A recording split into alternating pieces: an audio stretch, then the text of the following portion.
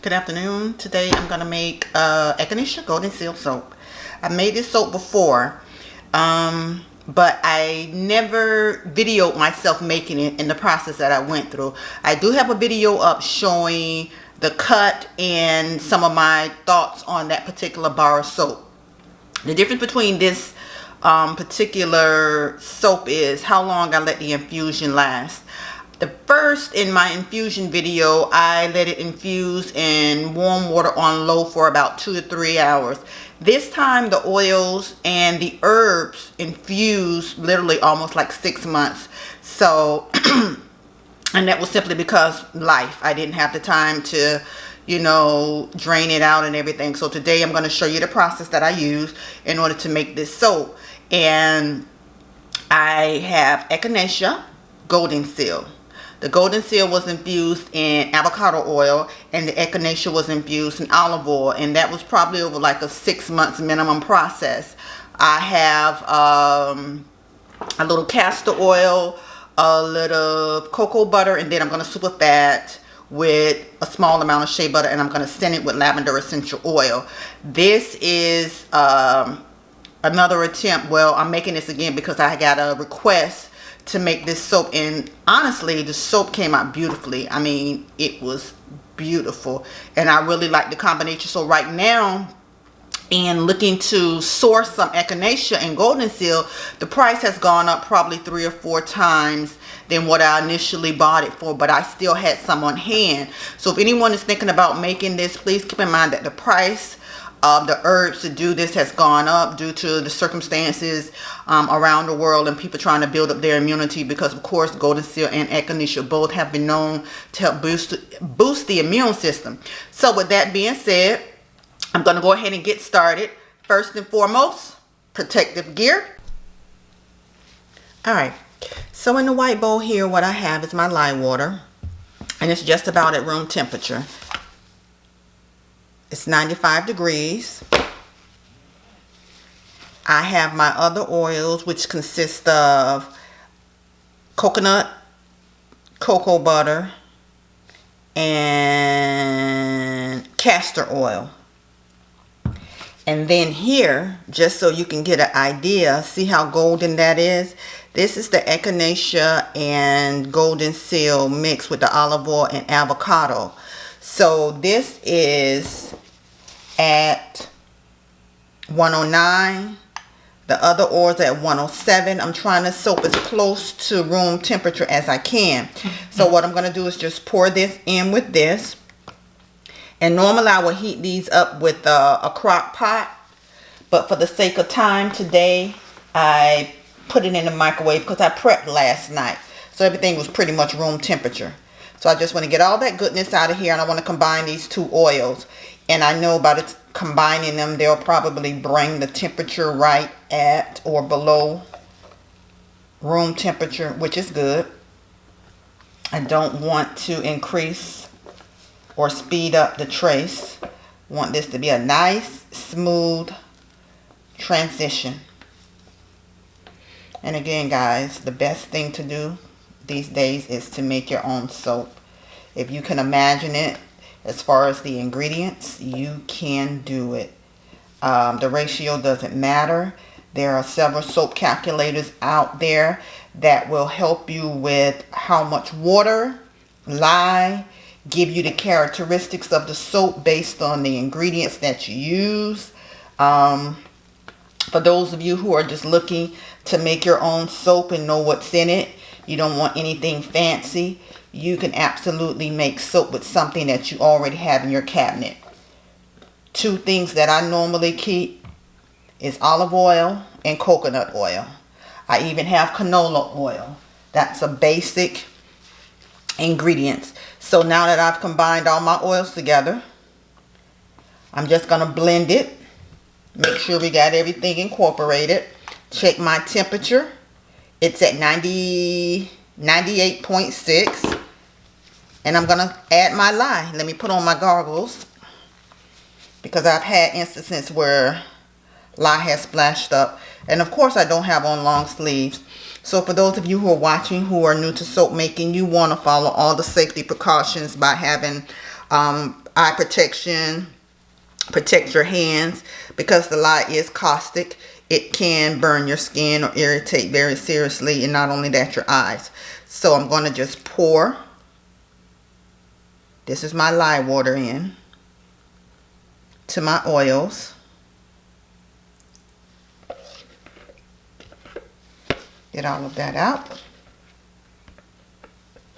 Set that to the side. Give it a nice blend. Bring that out. And I just blend it up with the spatula or any spoon that you have before I start to stick blend.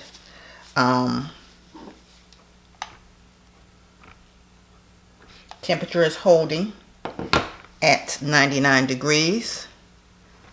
And I have my oils here, my essential oils. And that's the essential oil of lavender. I also have my shea butter that's been softened in the microwave. This will be my super fat. Sit that there. And this is the mold that I'll be using today. This is Essential Depot. And this is a 4-pound loaf mold. And this will come out to just about 4 pounds once everything is incorporated and blended in. It's so easy, guys. It's starting to thicken up. And I haven't even used the stick blender yet. I just want to make sure that I get everything incorporated. I don't know if you guys can see that, but you still have streaks. You have some opaque or solid looking, and then you have the loose oils. This really smells good. And I haven't even put the essential oil, just it. I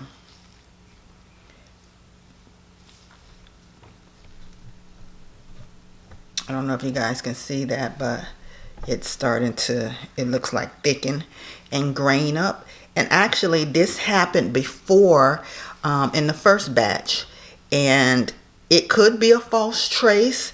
It could be something with the echinacea and golden seal. It could be the avocado. I don't know, because at this point I haven't added any essential oils. And I'm just hand stirring this with the and as you can see, it's quite thick and somewhat grainy. For those who haven't soaked, this could be taken as a trace, but I wouldn't go with it. I would consider it a false trace. And I'm sorry, I'm just trying to get my camera situated so you guys could kind of see what I'm talking about. Yeah, so I am going to stick blend this, because I just don't, I know for a fact that it's not at trace. And this is something that you can get if you're new to soap making and you're thinking, oh, it's reached trace, but I don't trust that. So, and last time with my soap, if you watch my video, I had a little graining at the bottom of it. And it is quite thick, quite thick.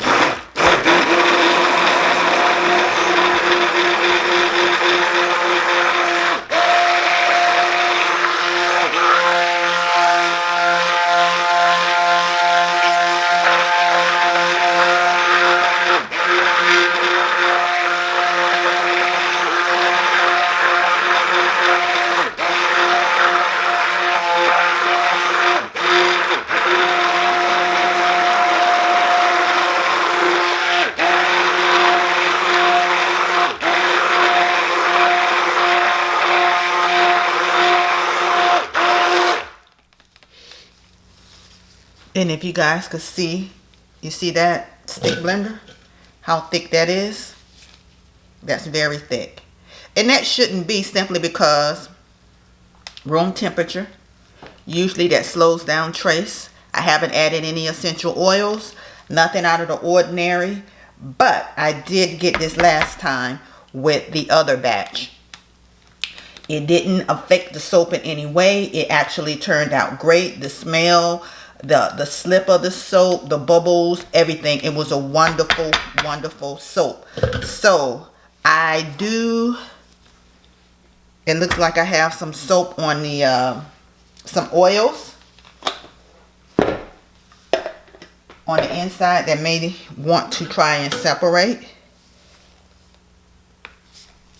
So I'm going to let this sit for about 5 minutes to see what it looks like. Because typically when you let it sit, it'll smooth out. But I'm not going to stick blend it anymore.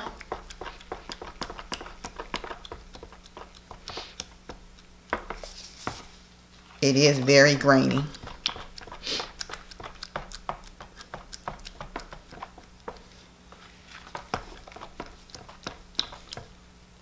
Very grainy, guys. But we're not going to let that bother us. And I do have some oils just separating. So again, this is an indication in the beginning that this is a false trace. The oils are separating and it's at room temperature. So that's fine. I just want you guys to get a look of that and see what it looks like.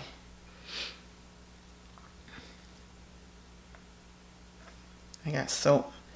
I have oils that's separating from it. Kind of like when you do hot process.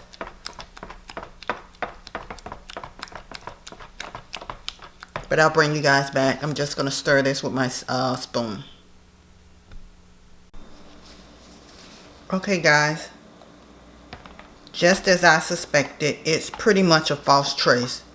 So you see the difference between before and what it looks like now?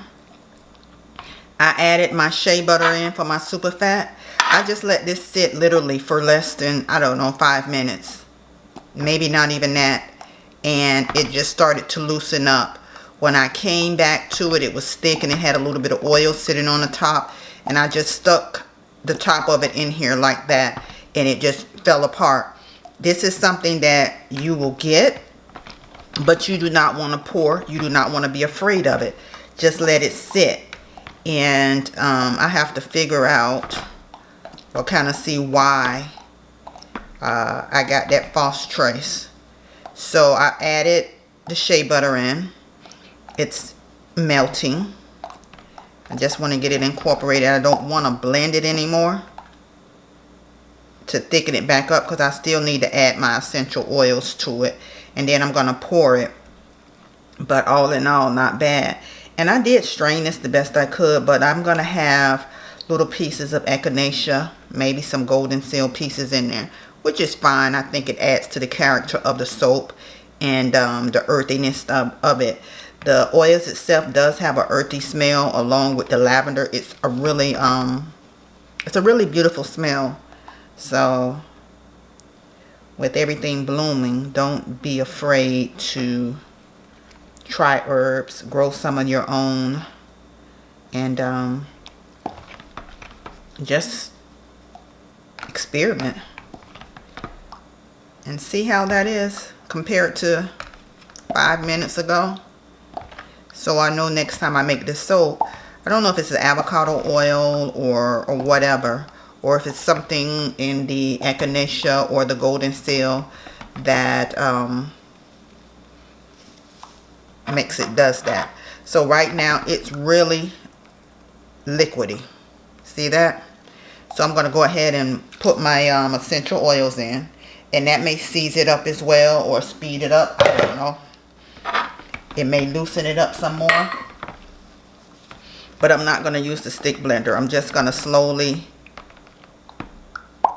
blend it up. I'll use my spoon here. And it's literally it's like a very loose pancake batter now. And this is what you really want. You want a light, nice flow. Just want to incorporate all that in. Smells so delicious.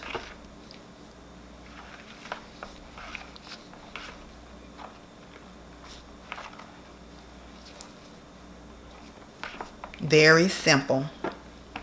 Avocado oil, castor oil, coconut oil, cocoa butter as olive oil, and shea butter as a super fat, and essential oils. And the essential oils, I added 3/4 of an ounce per pound, which came out to about almost 1.5 ounces of essential oils, which I think that's more than enough because the smell is very strong, and it will continue to be once the soap cures. So very basic. Golden Seal, Echinacea, love the combination.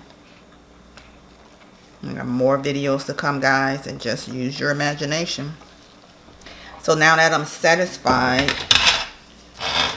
that everything is blended in, I have my soap mold here,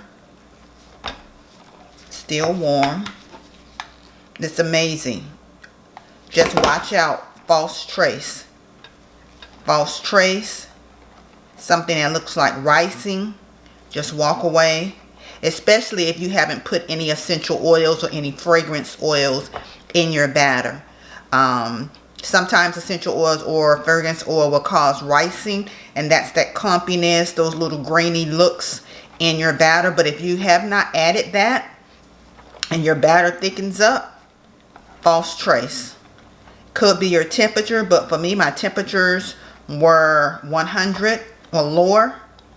So that was a red flag there.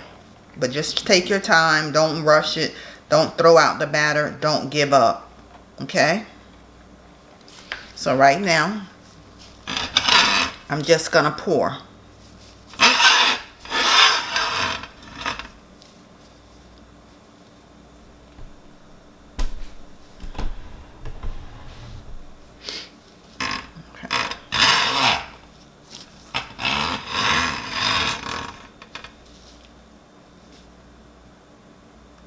See how that just pours out compared to what it was before? The clumping. It's a beautiful pour. I do have some graining in it, looks like, and that's just maybe the way it is. Maybe there's some microscopic golden seal. I don't know. But I'm happy with it.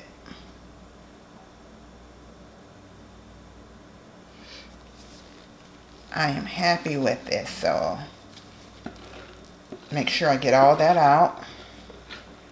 And you can even jazz it up by adding some of the herbs on top, but honestly I'm not going to do that simply because they are just so pricey, and I think they could be better served within the soap as opposed to the decorative aspect of it.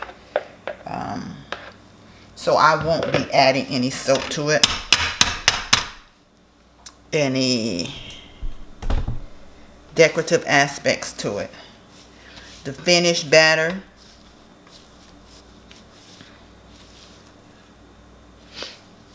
right here, it is still very, very, very fluid, liquidy. So I'll let that sit here. I'll put a paper towel over it and I'll call that done, and I'll bring you guys back for the cut.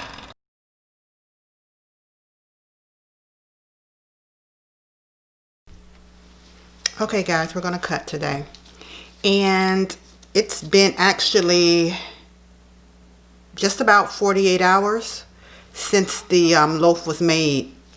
And one of the things that I found, if you watch my previous video on the cut of the first loaf ever that I made of the Echinacea and Golden Seal, one of the things that I stated was that there was oils pooling in the top of the loaf after it had sat for a few days. And the same thing happened with this particular loaf. I'm not sure what's causing it. I thought I had everything incorporated completely. You know, there was an issue where I had a false trace, and it was thickened, then it thinned out. But I don't know if you guys could see in here, it's still a little grainy on top. And I placed these paper towels on top to soak up the residual oils, which is most likely essential oils. but there's still a little bit on the top. If I ran my hand, I don't know if you guys could see the oils, but the same thing happened with my first loaf, and I can't explain it, although I do believe that I incorporated everything evenly. So today we're going to just go ahead and unmold, and we're going to look at this batch, and I'm going to see, and as you can see, oils on the side. I have oil indentation on the paper towel, and same thing happened on the first batch. Maybe I should decrease the amount of essential oils. Not sure, but overall I'm happy with the loaf, with the exception of the excessive oil sitting on top. And of course, over time, as the loaf cures, it will absorb. Now just dab that little off. Everything looks fine. It's a nice smooth loaf. I do have, looks like a partial gel on the outside, and I'm pretty sure it'll look the same on the inside because I really didn't insulate it, but I know over time that it will cure. So I'm going to set this to the side, and we're going to cut it open and see what it looks like on the inside. So I have my soap mold here. I'll pull that over. And if anybody asks, I've had this soap cutter for several years, and I think I got it from soapingequipment.com. Soapequipment.com. I believe that's what it was. I don't know if you guys can see. Still a lot of oils on top. Got a lot of oils on top. But we can get through that. Gotta make sure I have my loaf centered. I checked my strings earlier, and I have it centered to where it's gonna be minimum waste on the sides. Somewhat firm. Again, it's been almost 48 hours.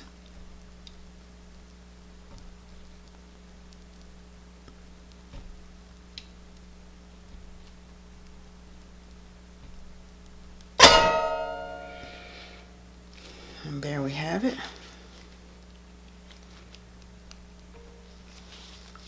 Hand piece. Very, very oily.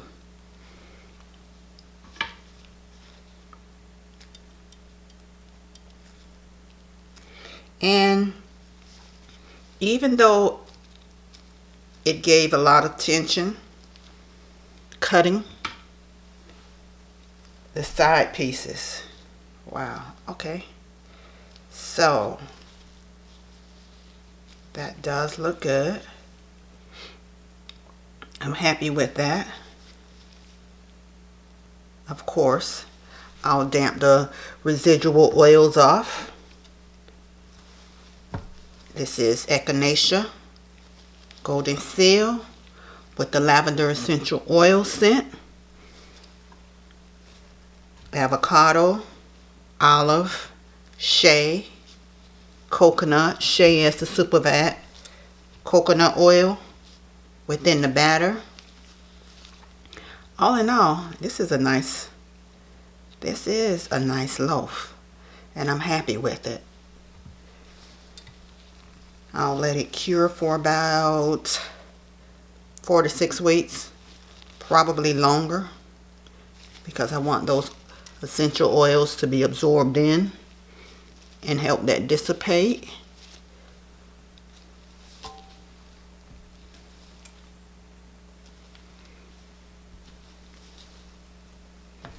And I think this was just under a 4-pound batch. I used my Essential Depot loaf mold. I am happy with it. I don't know if you can see some specks in there. I had that last time, and that's just where everything did not filter out completely. No harm from the Echinacea and Golden Seal that I used when I filtered it through. Some of the pieces were left in, but it's no big deal. I think it gives the soap a little character. Gotta move this over. I'm gonna show you what we have. And I'm quite happy with the way it turned out. As you can see what we have here. This is Echinacea Golden Seal with lavender essential oil. I will put the ingredients in the comment section and the percentages so that if you want to try this out, you could. I think I could have used less Echinacea and Golden Seal as far as the herbs are concerned. And again, this infusion, the oils were infused for months, maybe 6 months. But thank you for coming with me while I make and cut my Echinacea and Golden Seal soap. If you like, please subscribe, share, and enjoy the recipe. Thank you.